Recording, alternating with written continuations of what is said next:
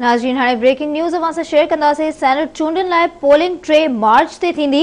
Election commission चूंड schedule जारी करे छॾियो आहे।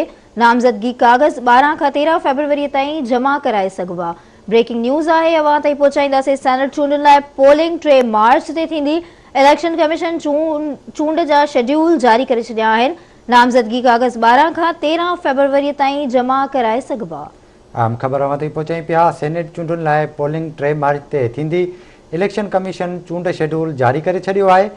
नामज़दगी कागज़ 12 खां 13 फरवरी ताईं जमा कराए सघिबा, जॾहिं त नामज़दगी कागज़नि जी जांच पड़ताल 15 खां 16 फरवरी ताईं थींदी। अहम ख़बर अवां ताईं पहुचाई पिया। सेनेट चूंडुनि लाइ पोलिंग 3 मार्च ते थींदी।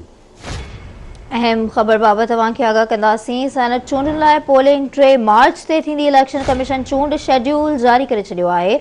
नामज़दगी कागज़ 12 खां 13 फरवरी ताईं जमा कराए सघिबा। नामज़दगी कागज़नि जी जांच पड़ताल 15 खां 16 फरवरी ताईं थींदी। आम ख़बर अवां ताईं पहुचाई पिया। सेनेट चूंडुनि लाइ पोलिंग 3 मार्च ते थींदी। इलेक्शन कमीशन चूंड शेड्यूल जारी करे छॾियो आहे।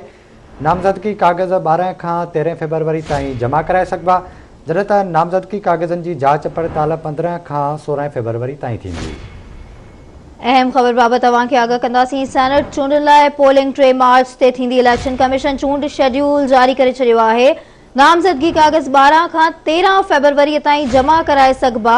नामज़दगी कागज़नि ते जांच पड़ताल 15 खां 16 फरवरी ताईं थींदी। हिकु भेरो ॿीहर अवां ते अहम ख़बर शेयर पिया कयूं। सेनेट चूंडुनि लाइ पोलिंग 3 मार्च ते थींदी। इलेक्शन कमीशन चूंड शेड्यूल जारी करे छॾियो आहे।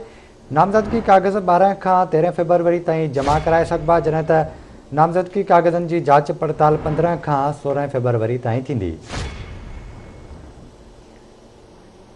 अहम ख़बर बाबति तव्हांखे आगाह कंदासीं त इलेक्शन कमीशन चूंड शेड्यूल जारी करे छॾियो आहे। नामज़दगी कागज़ 12 खां 13 फरवरी ताईं जमा कराए सघिबा। नामज़दगी कागज़नि जी जांच पड़ताल 15 खां 16 फरवरी ताईं थींदी।